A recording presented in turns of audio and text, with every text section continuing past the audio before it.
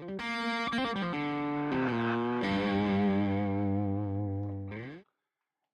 good morning. How's everybody doing today?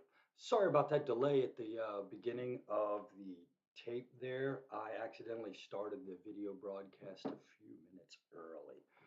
So there's a couple of minutes of blank space at the beginning. Hey, it's Chris Roddenberry here, coming to you from Willow Springs, North Carolina, with the last lecture of the semester. So we're going to do it this week. Let me see. Hold on. What do we got? We got let me double check to make sure I'm getting this right. Looks like this is, yep, this is the last lecture of the week, of the semester. And then you are done with Psychology 118.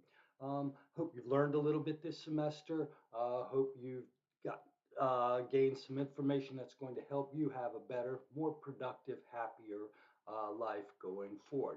That's what this class is designed to do. It's to help you, the technical student who maybe doesn't want to know specifically about the academic side of psychology, to know enough to sort of help you have a more productive life. And I think that we all want to be more productive and happier, right? Fantastic. So, without further ado, let's go ahead and talk about psychotherapy today. So, that's the last chapter in the textbook. If you remember last week, we talked about psychological disorders, how to diagnose them, the process, the fact that psychologists use the medical model, and then we talked a little bit about schizophrenia, mood disorders, and whatnot. So this week we're going to talk a little bit about the therapeutic process. Now that we've established that someone wants and needs help, exactly what happens from there. Okay, so let's go ahead and get started. Let me climb on up here to the top. All right, who seeks therapy? You know, the thing is, you don't have to have some specific labelable thing to go to therapy. Therapists talk to people who just want to talk about things. So, lots of people go to therapy for lots of different reasons. Like I said, some people may need help with their job. Some people may be struggling in a relationship that they want to talk about. Somebody may need a life coach. So people seek treatment for all kinds of reasons and not just for serious psychological disorders. So I would encourage you, if you're that kind of person, there may be a time in your life when you feel like you need to talk to somebody to give you a little perspective.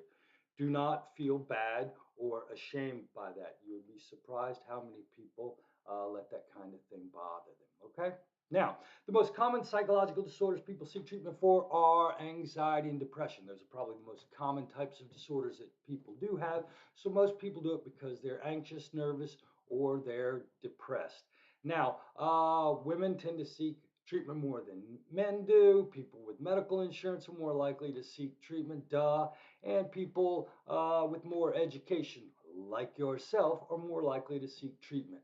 Now that you've been in this class and you've heard me talk about well-being and the fact that we all need to talk to professionals, you are going to be one of those more educated people who is more likely to seek treatment because you know it's not necessarily a bad thing. Unfortunately, many people who need therapy do not receive it. Either they don't have insurance to pay for it, or more importantly, a lot of people think that something's wrong with you, that you're a bad person if you go to therapy.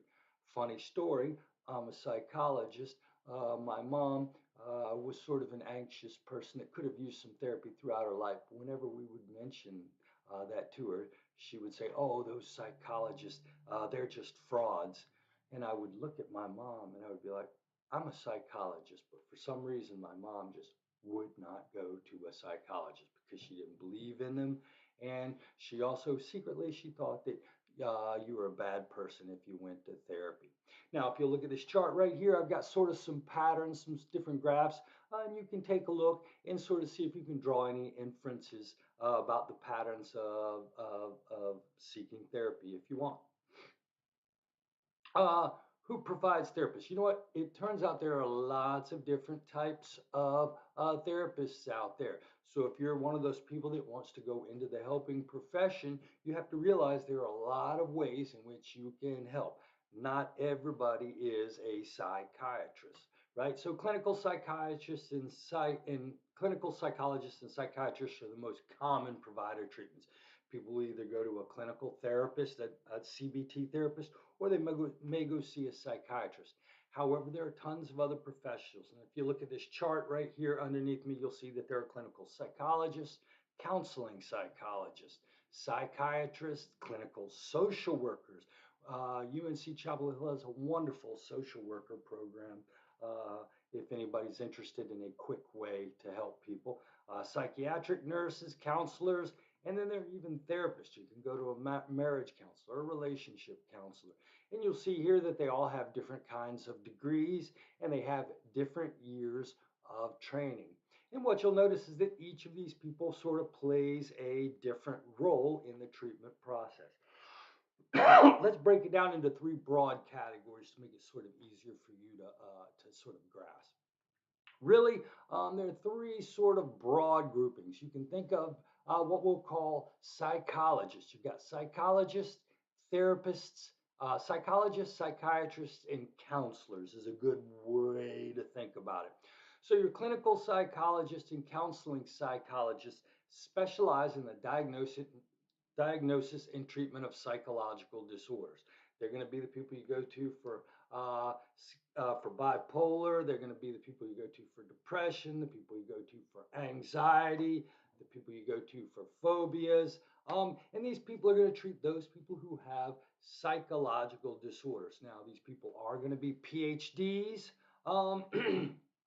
Um, these people are PhDs, and they are the therapists who treat you when you have psychological disorders. Now, most of the time you will find these people in their own independent practices. Okay, you'll look them up in the yellow pages, and you'll go and they'll have an office in a business park, in a strip mall, wherever it is that they do business, and they will run their clinical psychology business. I have a friend who owns a small house in Apex, and he's got a business sign out in front of it, and he runs an office with 2 or 3 psychologist friends, but it looks like a house. You know what I mean? So you'll see clinical psychologists all around when you drive around in your town. Psychiatrists are really medical doctors. They're not psychologists. They don't go to a psychology graduate school, not at all. They actually go to medical school instead. And somewhere in that medical school, they will receive psychiatric training. Now, it turns out that your clinical psychologists probably are better trained in terms of psychological disorders than your psychiatrists. However, your psychiatrists have a very, very important uh, value over clinical psychologists.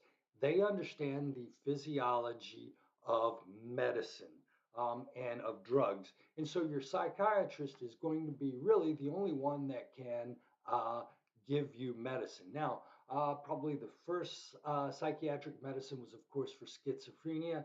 Probably the most common disorder in need of medicine is schizophrenic.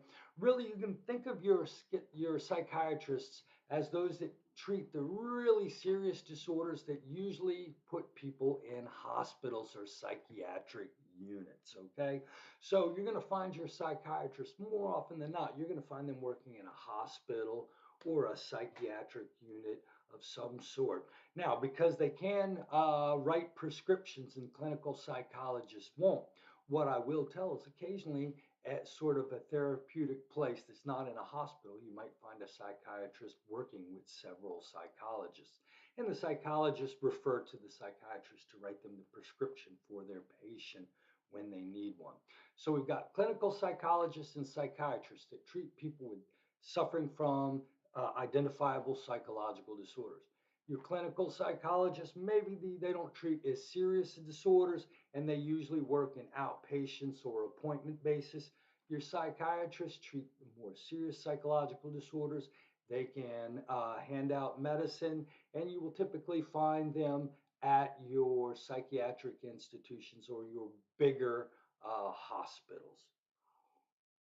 Now, aside from these two people, people have life is difficult and people find life quite challenging. And there are lots of ways in which people need help, but they don't necessarily have a psychological disorder. These kinds of people go to counselors and other types of mental health professionals. And there are lots of situations where people need help. And so these helping professionals kind of fit in around the edges and the corners and fill in the places where maybe clinical psychologists and psychiatrists don't focus, right? So you got psychiatric social workers. They'll work as part of a team and they provide sort of the social services that people in challenging financial situations need, but they also have a psychological background so that they can identify and help identify problems with psychological functioning, and they can help these people interface with the proper professionals. Again, as a social worker, they're typically going to be dealing with people who don't have resources, who don't maybe have the understanding to know where they need to go to get help. So your psychiatric social worker is sort of that triage person that maybe gets you to these services. Okay, they have a master's degree and usually help patients integrate back into the community. And then sometimes you'll even have nurses that have specific psychiatric training.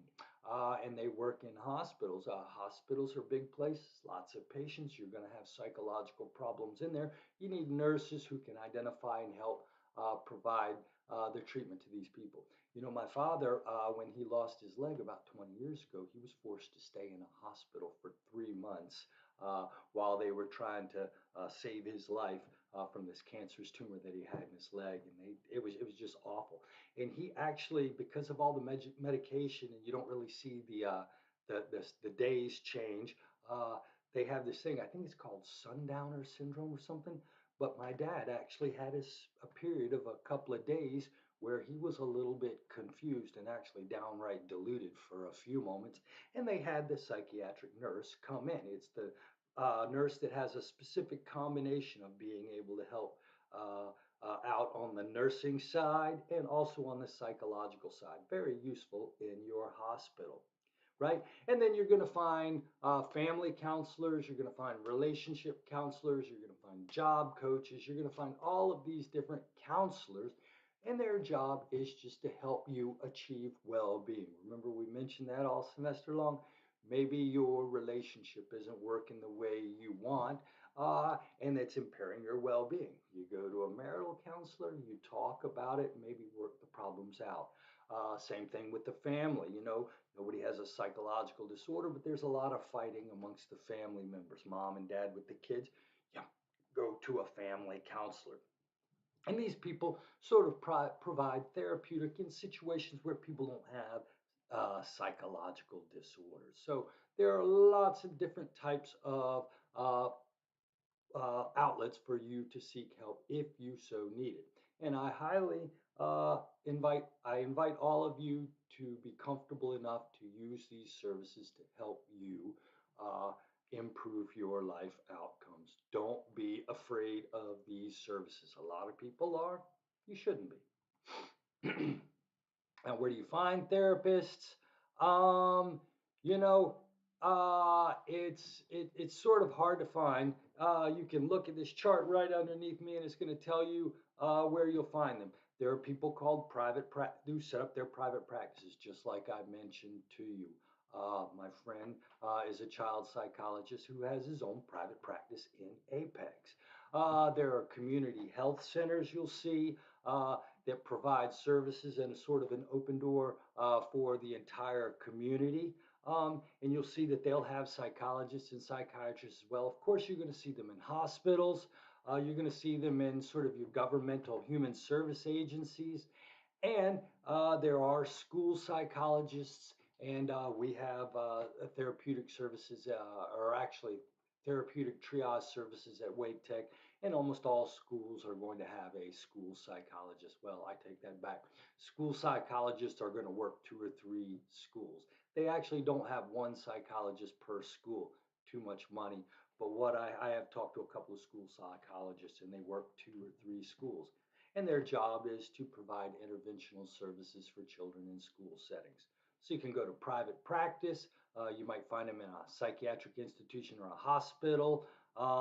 You can find them in governmental human service agencies, and you will even find them in schools. Now, there is no link between going to a male or female therapist. If you're a female, you don't need a female therapist. If you're a male, you don't need a male therapist. You don't need it the opposite. If you're a female, you don't need a male. Really, research hasn't suggested that gender of the therapist matters. What matters more importantly is how comfortable uh, you are uh, uh, with that therapist. And it doesn't matter how they name themselves, if they call themselves a clinical psychologist, a psychiatrist, et cetera, et cetera. I had a friend, my friend who's the child psychologist, actually had to provide a little bit of training to some Duke psychiatrists. He had worked over at Duke as well. And these Duke psychiatrists needed a little help in their diagnostic process because they weren't quite as well trained as a specific psychologist, a psychotherapist. So, really, a good therapist is a good therapist no matter what their title is. If you feel comfortable with them, if you feel like you're making progress with this person, if it's a good fit for you, then that is what's important in the choice of a therapist. Now, cost is a big deal today. And if you have insurance, a lot of insurance programs are going to cover some of these therapeutic costs if you need them. And if you don't, there are some community resources that you can avail yourself to. But that can be access to medical psychiatric care can be a challenge sometimes. Hello. Oh, thought my wife was at the door. Okay. Now, really, hi, you out of here? All right, cool. All right, all psychotherapies involve a helping relationship, which is the treatment, all right? And there are different kinds of treatment strategies, if you will. And your book's going to talk about three broad, uh, uh, broad therapies: insight therapies, behavior therapies, and biomedical therapies. Now, let's think of biomedical therapies as drugs, okay? Medication, psychosurgery, very, very rarely, but typically when we're talking about medical therapies, we're talking about taking medication. But that's not the only way that you can treat a psychological problem. There are also other types of what we would call we call them psychotherapy, as opposed to medication. We call these other treatments psychotherapeutic because they're psycho. They're working more on the mind than they are biological. And your book's going to talk about sort of insight therapies and behavior therapies. Behavior therapies are sort of therapies when I help you learn new habits of functioning. Maybe if you have a phobia, I might train you out of that phobia. If you tend to get anxious, I might help you learn new behavior patterns that don't cause as much anxiety. But what I'm not doing is I'm not giving you a drug. Instead, I'm trying to help you learn new patterns of behavior that are helpful, right? So I'm helping you learn how to defeat your own anxious feelings. That's one type of therapy, of psychotherapy. The other one is to sit and talk and to help you understand what caused your problems, to develop insight. When we typically think of psychologists, we typically think of insight therapy, where you go in and you talk, and the psychotherapist asks some questions, and suddenly you realize what the problem is. That's sort of an insight therapy. But insight and biomedical therapies are therapies where we call them, you can think of them as, quote, talk therapies. So we have drug therapy, and then you can compare that with talk therapy. Now, the reason I bring that up is because people want to ask the question, what's the best way to get better? Should I just take a pill, the Zoloft that my doctor is giving me? Or should I spend my time talking to somebody to try to defeat this uh, without drugs? Now, insurance companies are very interested in this. So, efficacy, whether a treatment works, is studied quite in depth with all types of therapy. Every type of therapy that you can get has been vetted in an experimental study where it's been compared against other therapies to see if it actually works. And so, one of the questions they ask, is it better to take drugs to take drugs for your psychological problem and biomedical therapy, or is it better to spend your time talking with someone? Now, here's the deal. Your insurance company loves the biomedical therapy because the pill is $2 or $3 a day, whereas going to an insight therapist, a behavioral therapist, will cost your insurance company $250. And if you do that every week, you're talking $1,000 a month. So your insurance company would rather pay $100 for 30 pills than $1,000 for 4 visits to the therapist's office. So they ask the question, which is more useful? Now, what you're going to find is, and so what we have, what you're going to find is that your biomedical treatments are sort of more they're because they save money. Oh no, I'm frozen for the insurance company. Okay. But psychotherapy uh, does work. It does work. And in fact, in conjunction with drug therapy, it tends to be very useful. Uh, but what you're going to see is that the most people are going to tend towards just using the medication. What I'm going to ask you as my class is, don't just use the pill. Psychotherapy, talking to somebody, really is going to be effective too. And that's actually going to help you improve your outcomes along with taking the medication. So here we go. Talk a little bit more in detail about these therapies. Insight therapies developed by Sigmund Freud, this famous psychologist from the early 1900s, who thought that people had unresolved problems in that caused them anxiety and sadness, and that these unresolved problems would cause people to have psychological disorders. So his whole therapy was that people have problems that they're not aware of that affect their psychological well-being. And so, and more important, he says that people have a motivation to keep lying to themselves, okay? So if your parents hurt you when you were a child, or something happened that was really traumatic that's affected your life, you don't want to think about it. But this thing has energy and it keeps messing your life up. It keeps making things difficult for you.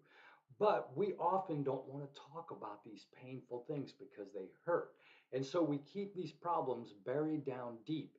And Sigmund Freud thought that if you could find out what it was, that secret that a person was keeping from themselves, and bring it out into awareness, they could talk about it, they could understand it, develop a little insight, and they would, in a sense, lose the anxiety and the problem associated with these hidden desires.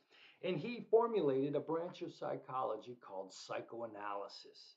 And although you probably don't know about Sigmund Freud, you've probably heard the meme or seen the meme where you're in the psychological office laying on a couch talking to a psychotherapist behind you, and the psychotherapist may be smoking a pipe or something. In a sense, this represents the mode of therapy that Sigmund Freud created, called psychoanalysis.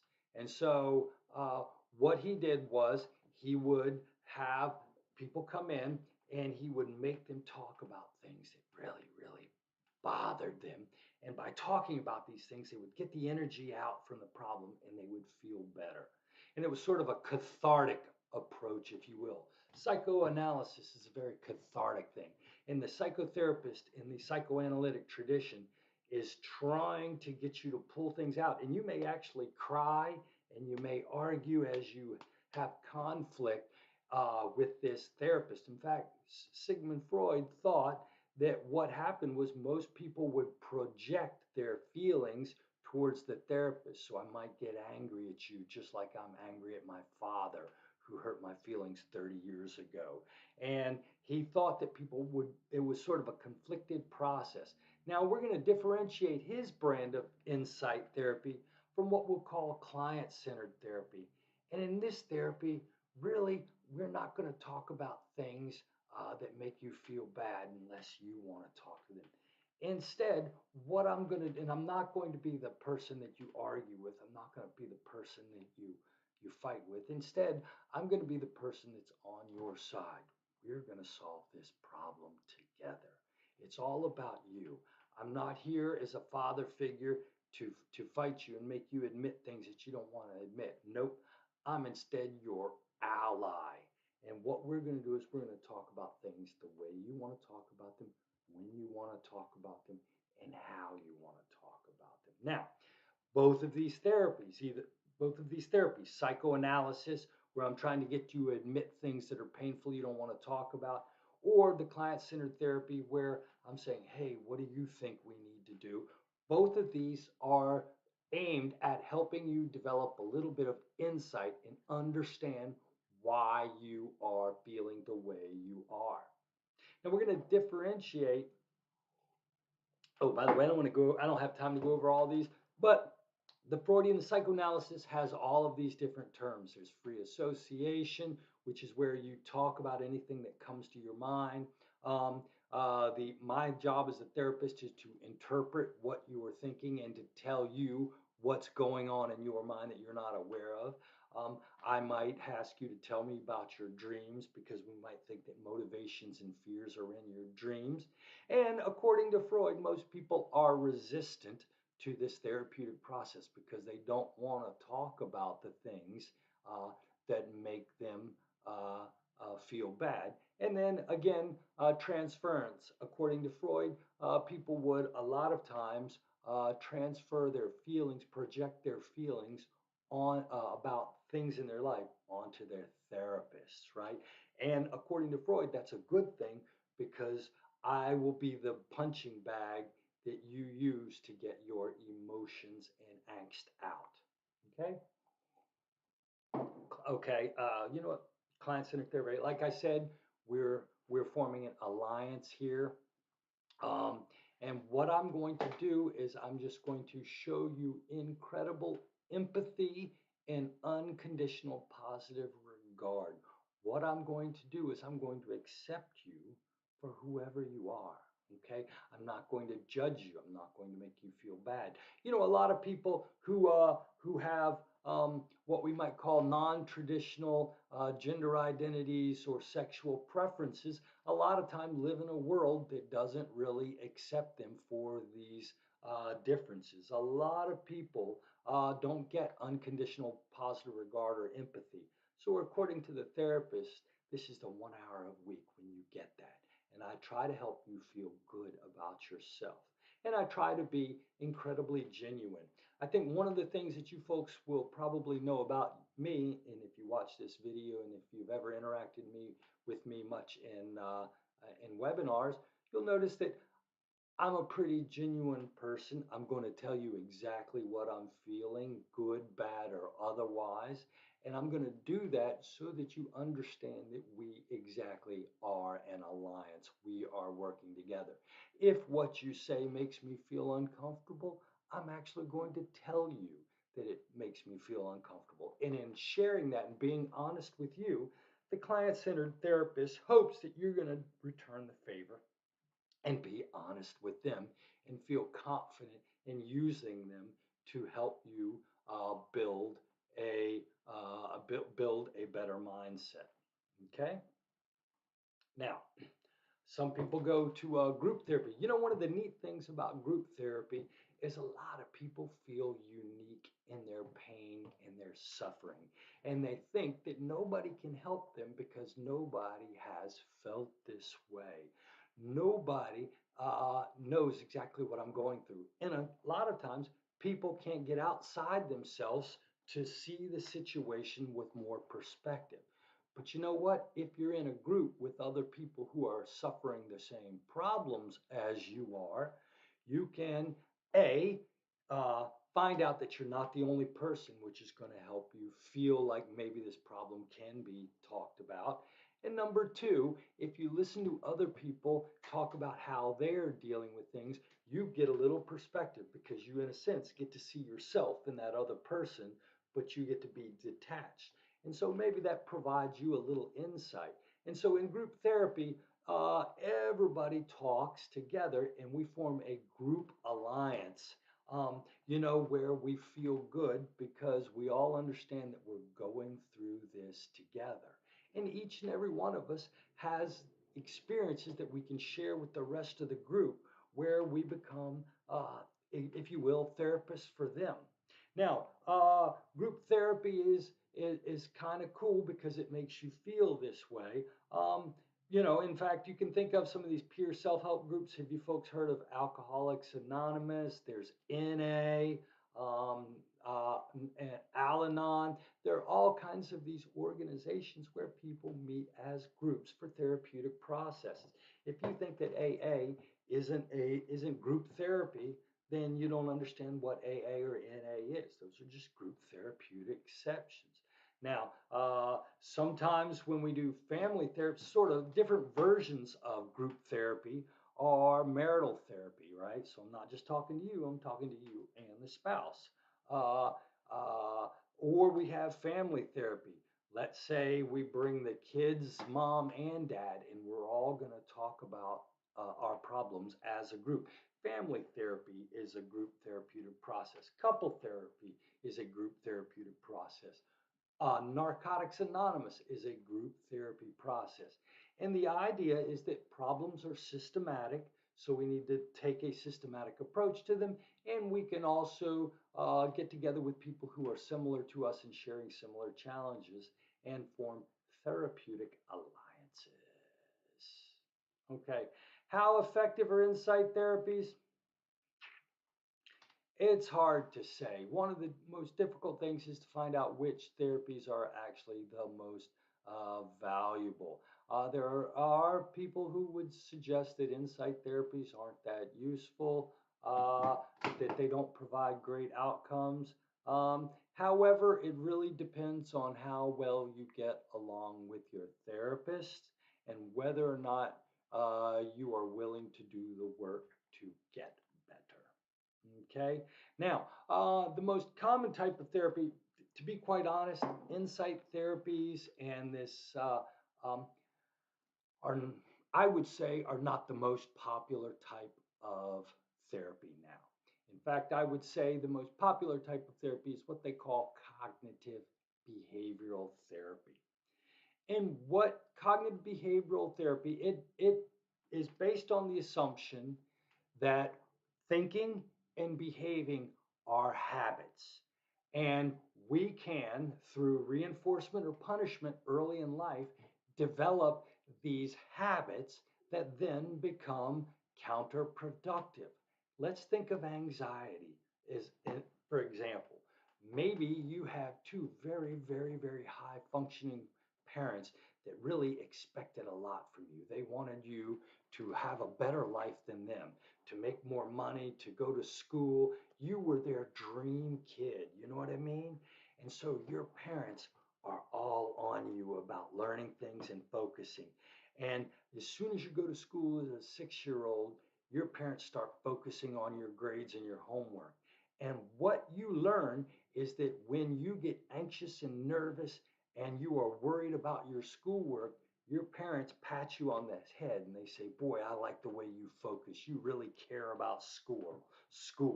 And every time you get nervous and anxious, your parents tell you you're doing a good job. Now, occasionally you won't be nervous, maybe you'll be relaxed. And your parents will say, "Well, what's wrong? You obviously don't care about school. If you're not worried and focused on this, then you're nervous."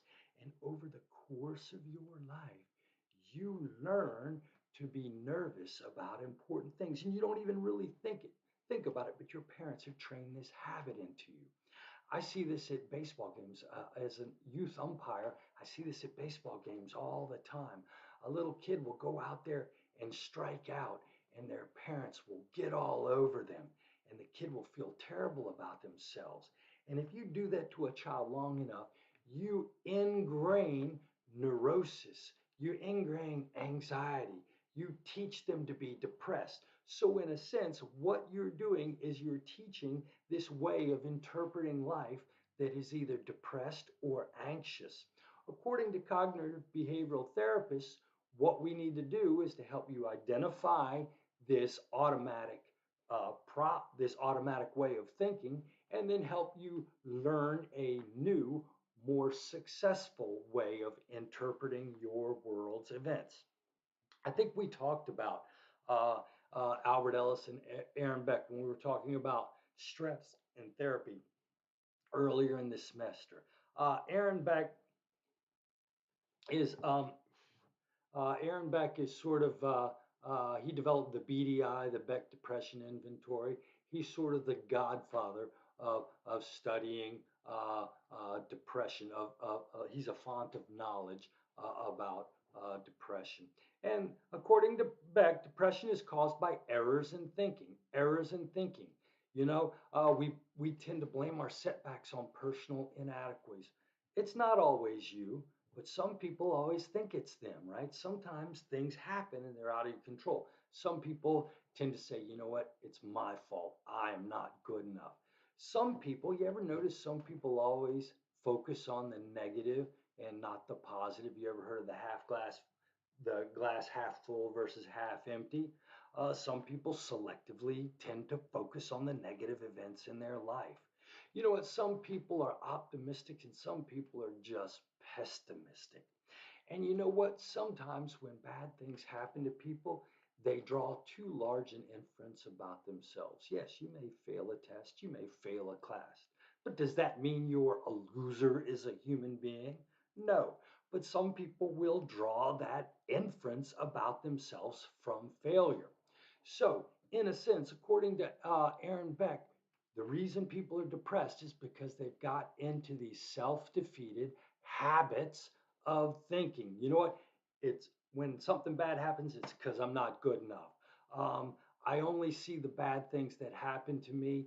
I know nothing good's going to happen to me in the future. And when bad things do happen, it's because I'm an absolute loser. Of course, if you have that mindset, you're going to be depressed and anxious. And you'd be surprised how many people have those habits sort of trained into their way of thinking. Now, Aaron Beck's goal of therapy was to make you aware of these. People do these automatically, and then teach you a new habit of thinking. And the idea is so whenever something happens, you'll come into my office and we'll talk about how things happen. And when this happens, I usually start having this thought. And then I'll say, wait a minute. And in my office, we'll talk about when you failed a test and what that caused you to think about. And I'm going to focus on that. And we're going to say, see how you had this cascade of negative feelings that weren't really true? And in my office, you'll say, wow, Doc, you're right. I was. And so, what I'm going to do is I'm going to teach you to identify those instances in the moment. And then we're going to write down a set of things that you need to think instead. So, you're in my office and you always feel self loathing when you don't make an A on an assignment and it makes you feel bad. You and I now believe that, identified that. And so, here's what we're going to do. You and I are going to write out 4 sentences that are in your mind that you want to repeat to yourself when you meet failure. And so you're going to stick those in your pocket and you're going to go out that week. And at some point, you're going to meet failure and you're going to start to think these bad thoughts. And you're going to say, wait a minute, stop. Dr. Roddenberry told me this is what would happen. You've identified the behavior problem. I'm then going to take that piece of paper out of my pocket. I'm going to repeat those positive interpretation words, and it's going to make me feel better. And then the idea behind cognitive behavioral therapy is that if you learn to identify this maladaptive thinking habit and then learn to replace it over time, you will develop a new habit of thinking.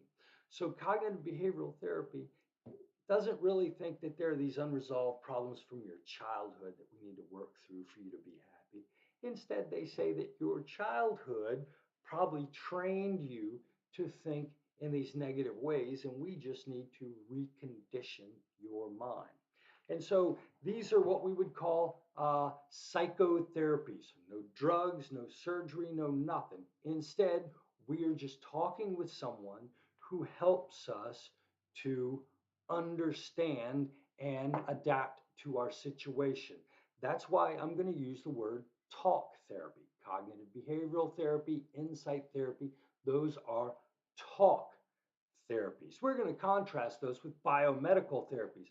Biomedical therapies are therapies intended to reduce symptoms associated with psychological disorders through the use of interventions that are related to biology. The two prominent biomedical therapies are going to be drug therapy, some sort of pill, or electroconvulsive therapy. I think we had somebody in the class last Wednesday night, I forget who it was talking about using electroconvulsive therapy for people with schizophrenia.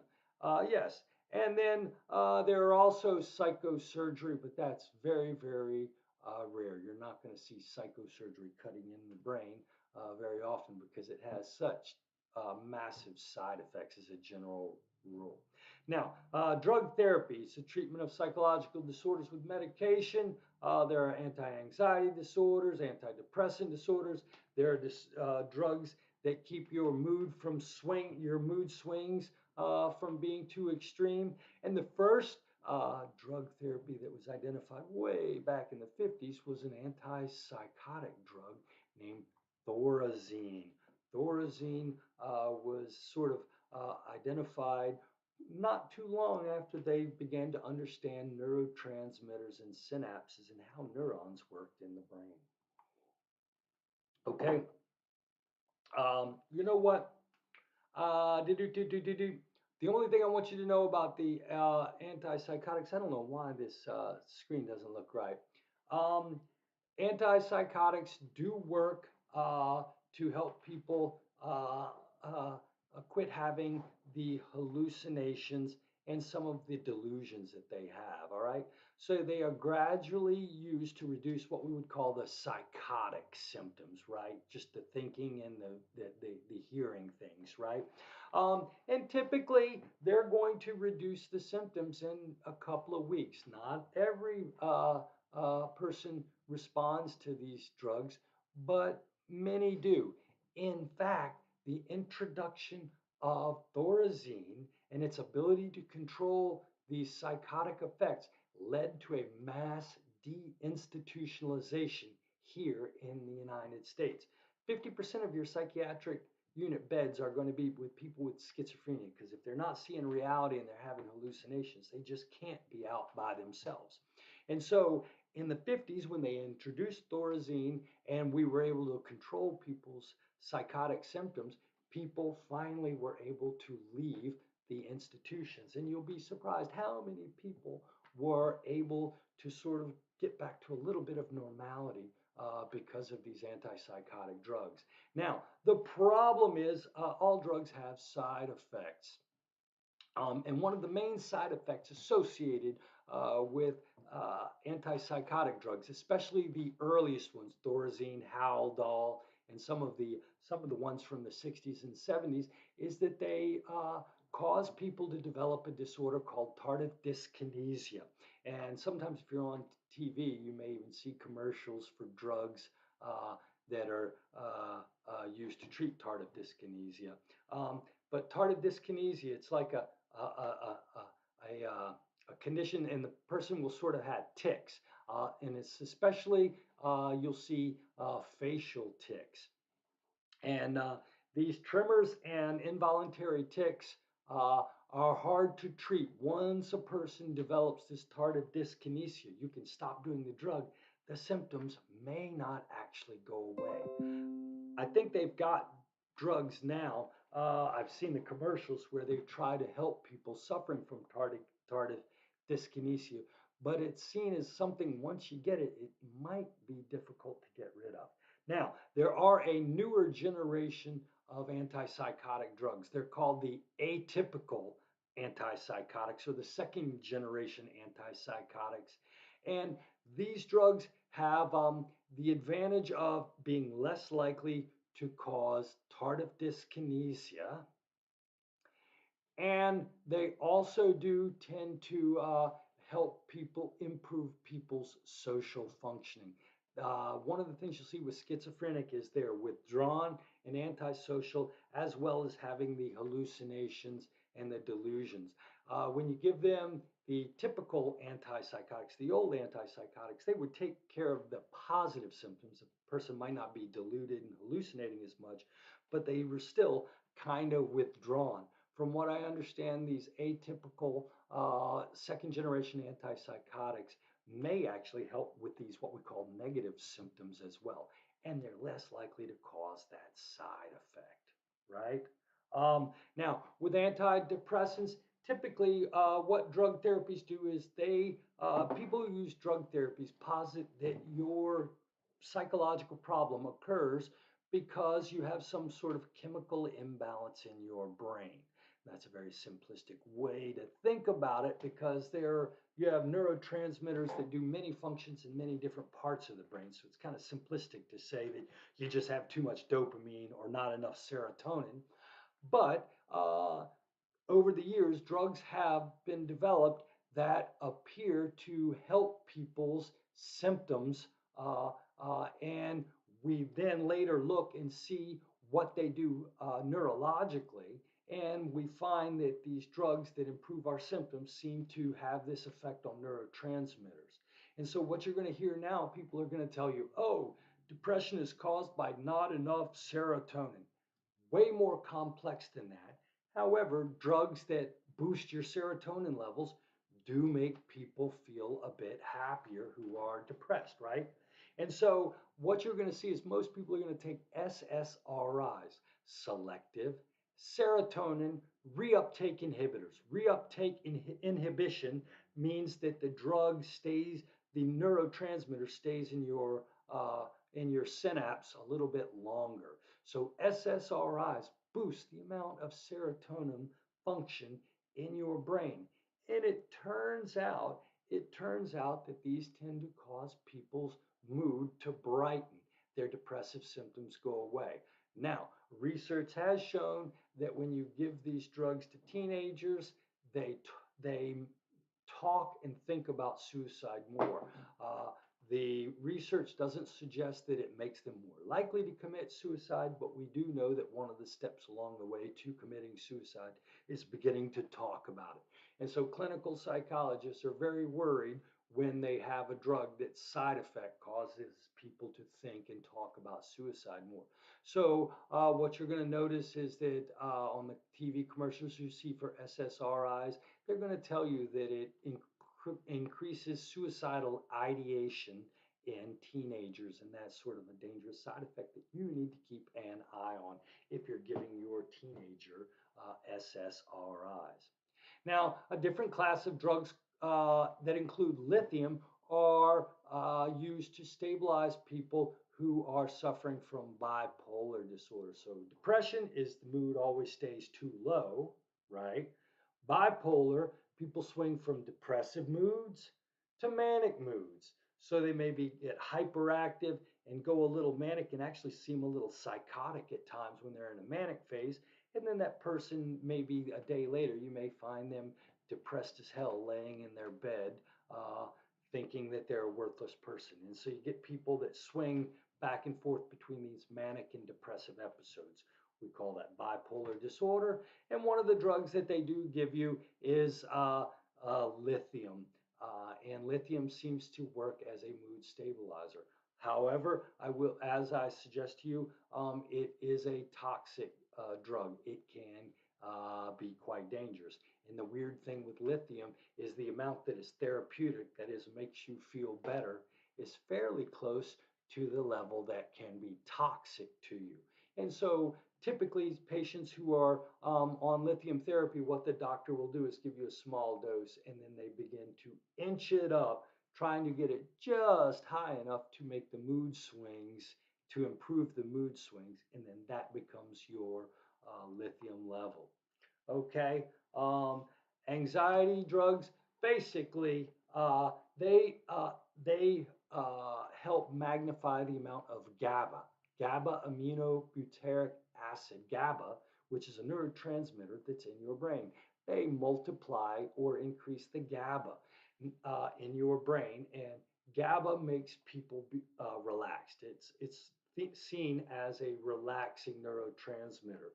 And so when you take Valium or Xanax, what that does is that magnifies the effect of the GABA that you already have in your brain, and people appear to calm down when they're taking Valium, Xanax, and other anti-anxiety drugs. Now, quickly, before we finish up, because I've been going almost over 50 minutes now, the benefits of drug therapies. You know what? Before there was antipsychotics, if you had schizophrenia, you had to be locked up. You couldn't be on your own. But Thorazine changed that. Okay, there is no doubt that antidepressants and anti-anxieties and mood swing and mood stabilizers do work for some people. You can point to people who have been whose lives have been positively changed by these drugs. So uh, they do provide some relief. However, there are critics who argue that the drugs only treat the symptoms and that the problem occurs from something underneath. So we need to change that underlying problem. Rather than just masking the symptoms, we need to fix the problem. The other thing I will tell you is that some people can be over medicated and over prescribed. I have a friend that's a professor not in psychology, but this person suffers from depression. And I've noticed over the years that they sort of, if you will, medication shop for different kinds of depression. And I've noticed over the course of 10 years, their mood hasn't gotten any better. In fact, I would say it's gotten a little worse because they keep trying different. And they're on 2 or 3 different medications at one time. There are people who are overprescribed and over medicated. And you know what? With tardive dyskinesia, potential toxicity, damage to the kidneys, sometimes the side effects may be worse than the treatments than the problems they're using to treat. Okay, and we're going to talk about this in class on Thursday night, so I won't spend too much time here. Electroconvulsive therapy was actually used way back in the day before they had invented drug therapy, even, and it was used in some horrible applications. So ECT, shock therapy, got a real bad reputation. Now, what's happened, and so it wasn't used for a long time. But ECT, shock therapy, is sort of making a comeback in limited ways. It's used to treat some people with severe depression that doesn't respond to medicine. And it is used to treat some people with psychotic disorders. It is used in small places, but there are people who still question its effectiveness and other people who are very critical of it. So I would say that ECT is controversial to some people, the use of ECT. But we're going to talk about that on Thursday night. Okay, that's all I have to say. This is the last lecture. It was fabulous meeting each of you this semester. I'm, I'm very grateful to have you. I hope you learned something to help you. I hope to help you improve your life. And yeah, and if keep your psych textbook, and I would use it as a handy dandy reference anytime things are challenging to you. And hopefully you found this class helpful. Iris, you are very welcome, and thank you for coming and being a great student this entire semester. I look forward to seeing all of you Thursday night in webinar. If you need help before then, don't hesitate to send me an email or a text. Take care. Bye.